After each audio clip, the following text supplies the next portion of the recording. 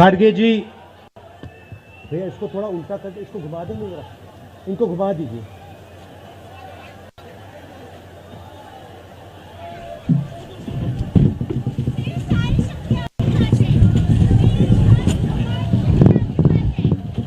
खारगे जी, कमल हसन जी, वेणुगोपाल जी, शक्ति सिंह गोहिल जी, Anil ji, stage पे Congress party के senior नेता, हमारे प्यारे कार्यकर्ता, भाइयों और बहनों, प्रेस के हमारे मित्रों, आप सबका यहां बहुत बहुत स्वागत, नमस्कार। आपने इतना समर्थन इस यात्रा को दिया, इतनी मदद की,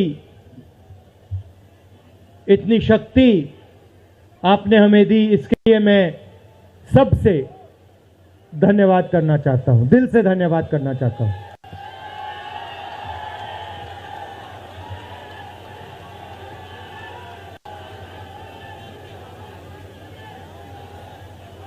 इस यात्रा का लक्ष्य भारत को जोड़ने का है।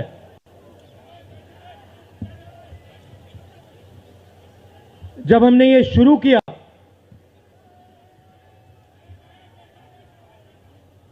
कन्याकुमारी में यात्रा शुरू की, तो मैं सोच रहा था कि नफरत को मिटाने की जरूरत है, और मेरे दिमाग में था कि इस देश में सब जगह नफरत फैली हुई है, मगर जब मैंने चलना शुरू किया तो सच्चाई बिल्कुल अलग थी। मैंने मीडिया के बारे में कहा, शुरुआत में कहा कि हमारे दोस्त हैं,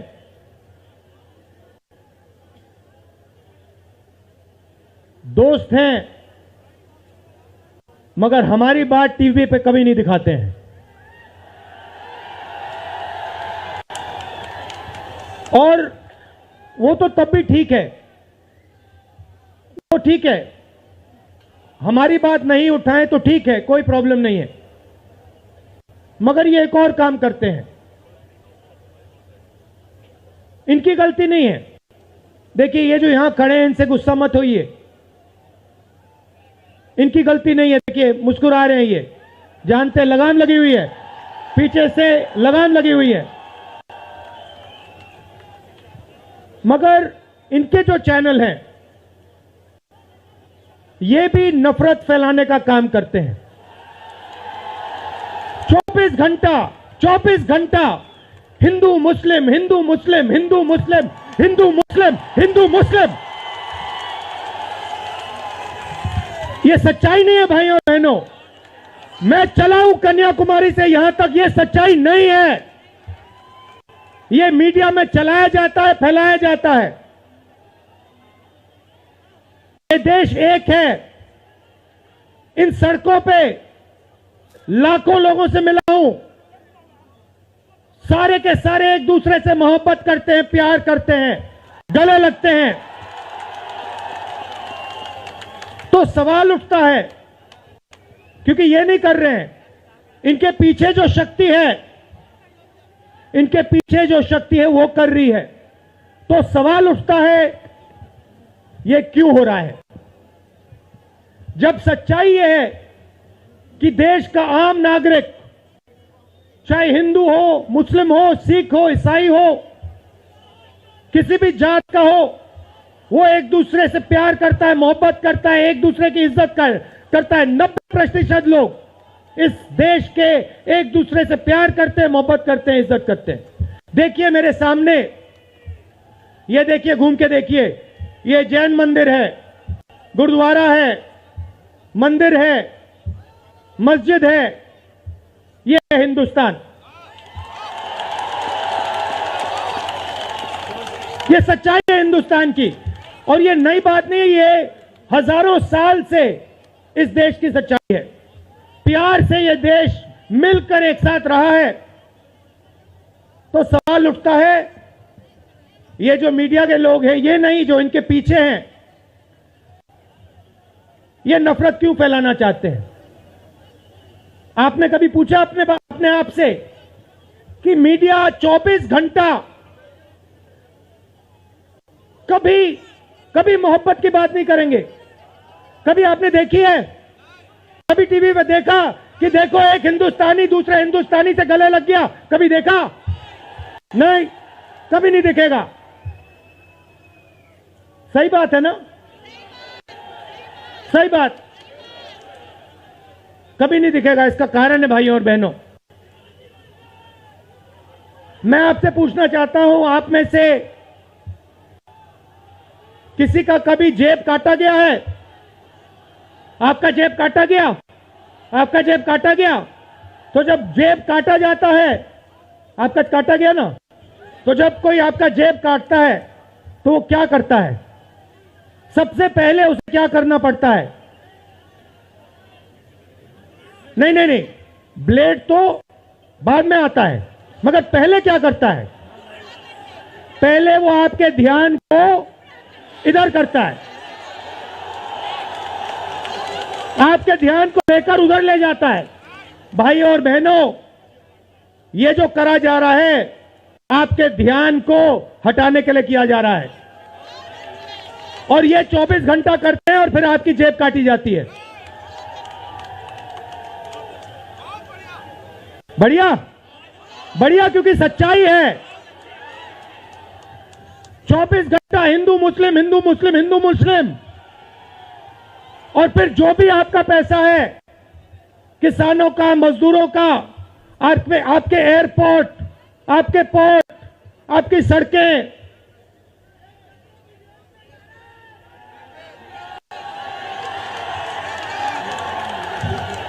सीधा किसके जेब में? इनके मालिक के जेब में। इनको कौन चलाते हैं? नाम बताओ। देखो, सब जानते हैं, पूरा हिंदुस्तान जानता है। भाइयों और बहनों, ये नरेंद्र मोदी जी की सरकार नहीं है, ये अंबानी अदानी की सरकार है। ये सच्चाई है, और ये पूरा लक्ष्य इनका आपके ध्यान को इधर से उधर, उधर से इधर करने का है। मैं 2800 किलोमीटर चला हूं, 2800, मुझे कहीं नफरत नहीं दिखी, कहीं हिंसा नहीं दिखी, कहीं मारपीट नहीं दिखी। मगर जब मैं इनका टेलीविजन खोलता हूं, 24 घंटे मुझे मारपीट, हिंसा, नफरत दिखाई देती है। क्यों? क्योंकि ये आपका ध्यान इधर से उधर ले जाना चाहते हैं। जो सच्चे मुद्दे हैं उस पे आपका ध्यान गलती से ना चला जाए। जैसे जब कोई आपकी जेब काटता है, वो चाहता है कि आपका ध्यान आपके जेब पे गलती से भी ना चला जाए। ये हो रहा है इस देश में। तो आपका ध्यान कहां जाना चाहिए? मैं आपको बताता हूं। सबसे पहले आपका ध्यान जो हिंदुस्तान के युवा हैं उनकी ओर जाना चाहिए। आप किसी भी युवा से पूछ लीजिए, वो आपको बताएगा, मैंने इंजीनियरिंग की, मैं डॉक्टर बनने के लिए पढ़ा, मैंने आईएएस के लिए तैयारी की, मैं जज बनने की कोशिश कर रहा था। पूछो क्या किया? पढ़ाई की, कितने साल की? स्कूल, कॉलेज, यूनिवर्सिटी सब पढ़ लिए, और फिर क्या हुआ? आज क्या करते हो? मजदूरी करता हूं, पकौड़े बनाता हूं।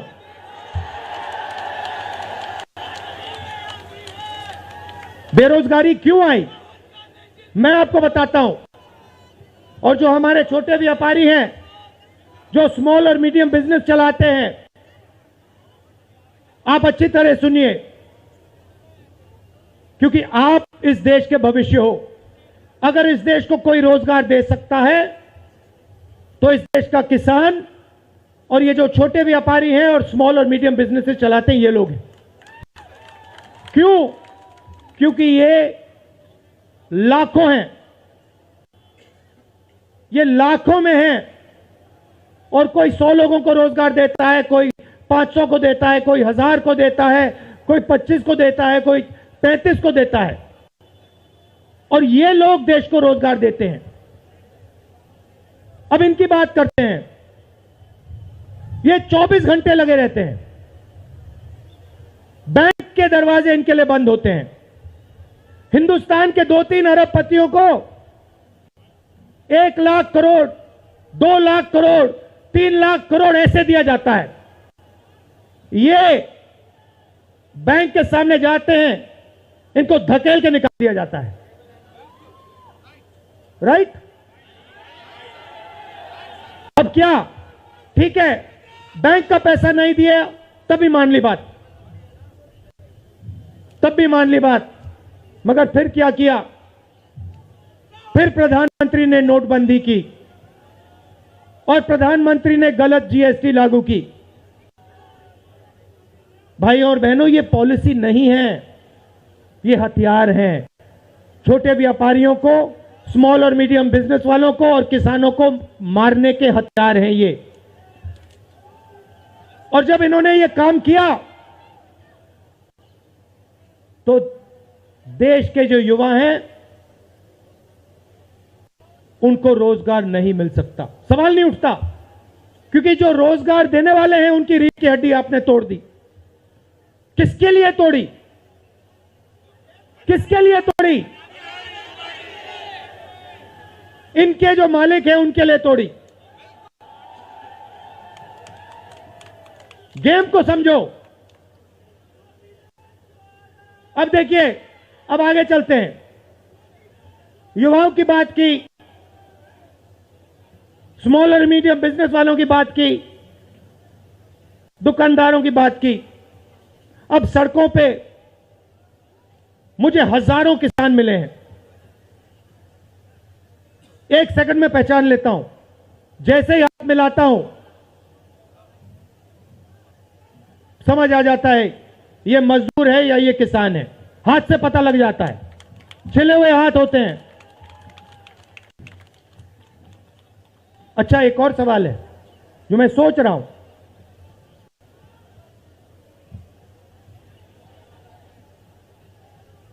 प्रेस वाले ने मुझे पूछा क्या आपको ठंड नहीं लगती? और मैंने सोचा ये मुझसे पूछ रहे हैं, ये हिंदुस्तान के किसान से क्यों नहीं पूछते? ये हिंदुस्तान के मजदूर से क्यों नहीं पूछते? ये हिंदुस्तान के गरीब बच्चों से क्यों नहीं पूछते? फिर कहते हैं देखो 2800 किलोमीटर चल लिए, कोई बड़ी बात नहीं है। पूरा हिंदुस्तान चलता है, जिंदगी भर चलता है। किसान चलता है, मजदूर चलता है, फैक्ट्री में जो काम करते हैं वो चलते हैं। तो हमने ये कोई बड़ा काम नहीं किया भाइयों और बहनें, पूरा हिंदुस्तान करता है, रोज करता है। हम 2800 किलोमीटर चलते हैं, किसान शायद जिंदगी में 10,000, 15,000, 20,000 चल लेता है।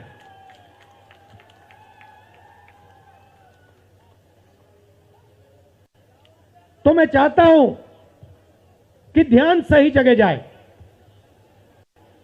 अब बीजेपी ने धर्म की बात उठाई है, हिंदू धर्म की बात करते हैं। मैं आपसे पूछना चाहता हूं, हिंदू धर्म में कहां लिखा है कि गरीबों को, कमजोर लोगों को कुचलना चाहिए? कहां लिखा है? कहां लिखा है कि कमजोर लोगों को मारना चाहिए? कहां लिखा, मुझे बताओ। मैंने तो कहीं नहीं पढ़ा। मैंने गीता पढ़ी है, उपनिषद पढ़े हैं, कहीं नहीं पढ़ा मैंने।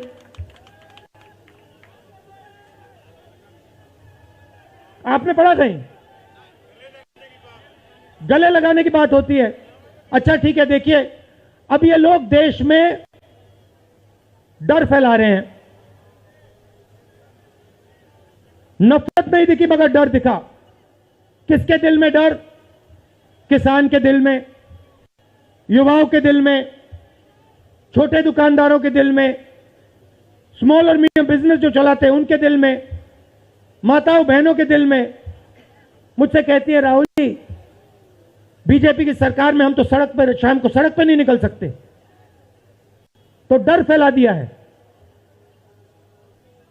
सही सही। अच्छा, आपने शिव जी की फोटो देखी है? उसमें उनका हाथ ऐसे देखा आपने? इसको क्या कहते हैं? इसको क्या कहते हैं? इसको अभय मुद्रा कहते हैं। इसका मतलब क्या होता है?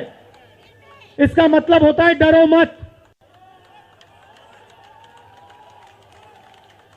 तो शिव जी कहते हैं डरो मत, हिंदू धर्म कहता है डरो मत, और ये लोग 24 घंटा इस देश में डर फैलाने की कोशिश करते हैं।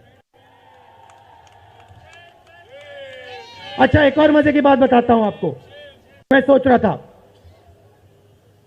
आपने ये यात्रा देखी होगी, इसमें आपको हिंसा दिखी? कहीं नहीं दिखी? किसी ने किसी को मारा? किसी ने गाली दी? नहीं। आपने इसमें नफरत देखी? बिल्कुल नहीं।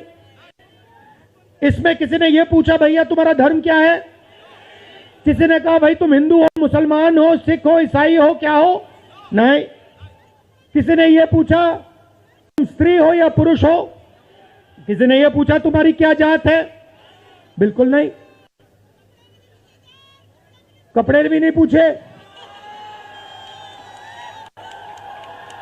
कपड़े भी नहीं पूछे। अच्छा, इसमें आपने देखा होगा, पता नहीं आपने देखा या नहीं, इसमें कुत्ते भी आए। कुत्ते भी आए इसमें, कुत्ते आए। और आपने एक, अगर आप टीवी देख रहे होते आपने एक चीज देखी होगी, कुत्ते को किसी ने नहीं मारा, किसी ने नहीं मारा। इसमें गाय भी आई, भैंस भी आए, सुअर भी आए। मैंने देखा वो, तो सब जानवर आए, सब लोग आए, और यहां पे कोई नफरत नहीं थी। जैसा हमारा हिंदुस्तान है वैसे ही ये यात्रा है। कोई नफरत नहीं, कोई हिंसा नहीं, कोई गलत सवाल नहीं। कभी कभी कोई गिर जाता, जैसे हमारे हरियाणा के पीसीसी गिरे, धड़ाम से गिरे, केरला के सब नेता गिर गए, 1 सेकंड में लोग उनको उठा लेते थे।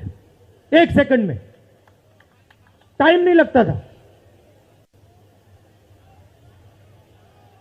यह है हिंदुस्तान। नहीं, देखिए मैं आपको एक बात बताता हूं, सच्चाई समझनी होगी।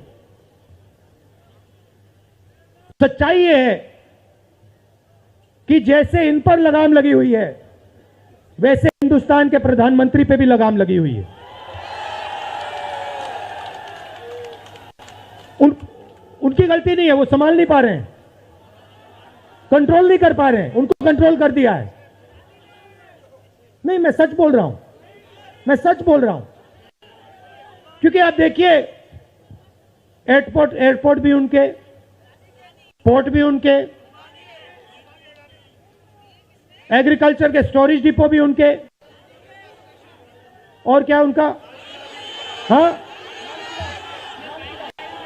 लाल किला भी उनका, लाल किला भी उनका, सारे के सारे पब्लिक सेक्टर की कंपनियां उनकी,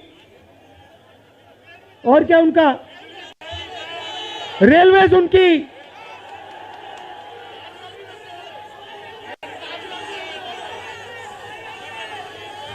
अभी भाइयों और बहनों ताजमहल भी चला जाएगा, तो सब कुछ उनका।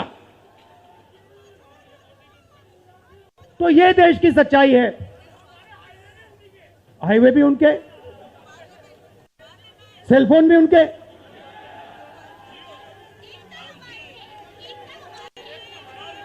मगर सच्चाई हमारी।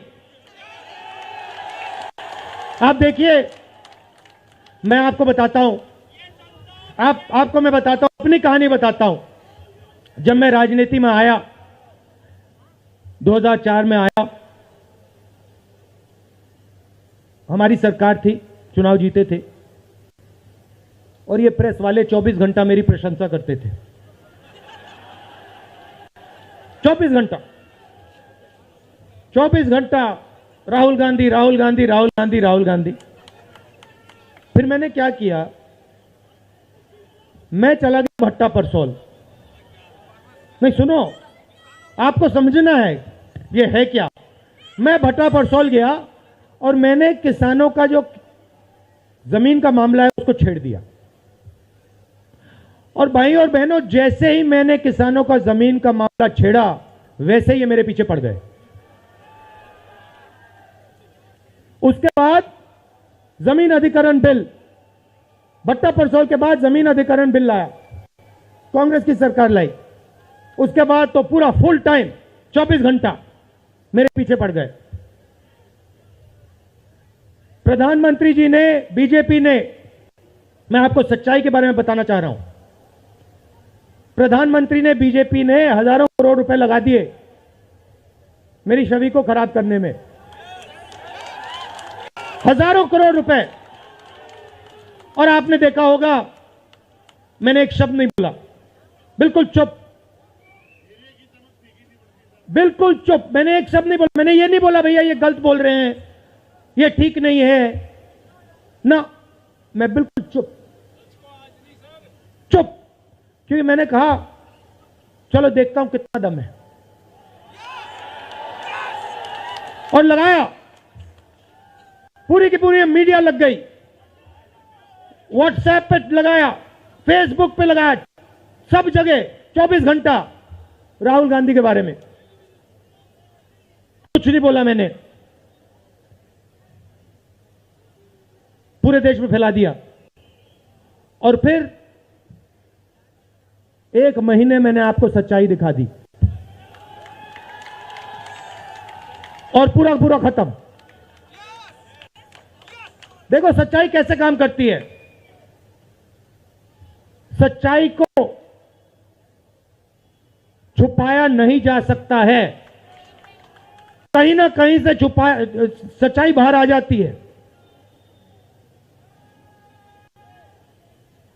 और ये यात्रा हिंदुस्तान को जोड़ने की है। क्यों?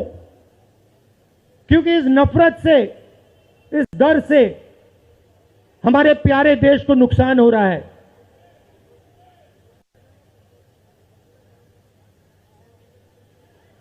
यह सच्चाई है, और इसीलिए हमने ये यात्रा कन्याकुमारी से लेकर कश्मीर तक शुरू की है। और ये जो हमारा तिरंगा है, इसको हम श्रीनगर में जाके वहां पे लहराएंगे। और आप में से हजारों लोग हमारे साथ चलोगे, हजारों लोग चलोगे।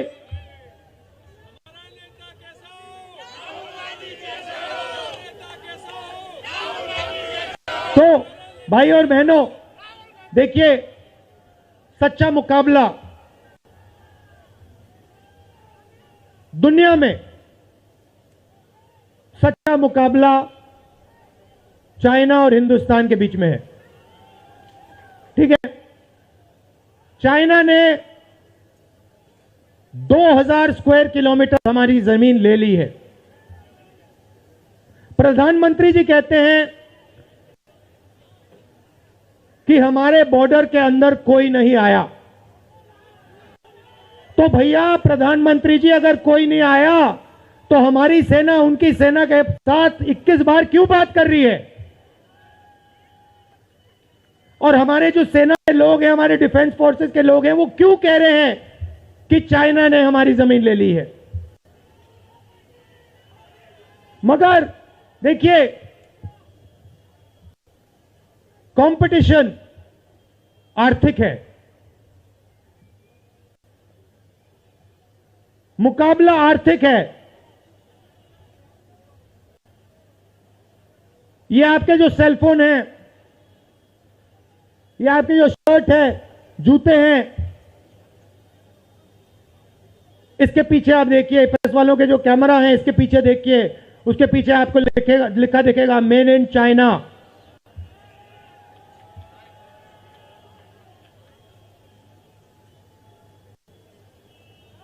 हमें शर्ट के पीछे, सेलफोन के पीछे, जूतों के नीचे मेड इन इंडिया लिखना है।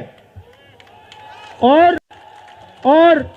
एक ऐसा दिन आना चाहिए जब शंघाई में कोई युवा नए जूते खरीदे, उसके नीचे देखे made in new Delhi India. ये हिंदुस्तान चाहिए, इसी से हमारे युवाओं को रोजगार मिलेगा। तो ये करना ही पड़ेगा, चॉइस नहीं है। और ये हम करके दिखा देंगे। ये देश कर सकता है, करके दिखा सकता है। आप सबने इतना प्यार दिया,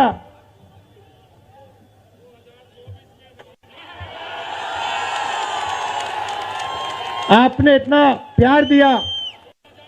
मैंने भाषण में राजस्थान में कहा था, आपके नफरत के बाजार में हम मोहब्बत की दुकान खोलेंगे। आपने लाखों दुकानें खोल दी हैं। आप सबका दिल से बहुत बहुत धन्यवाद। नमस्कार, जय हिंद।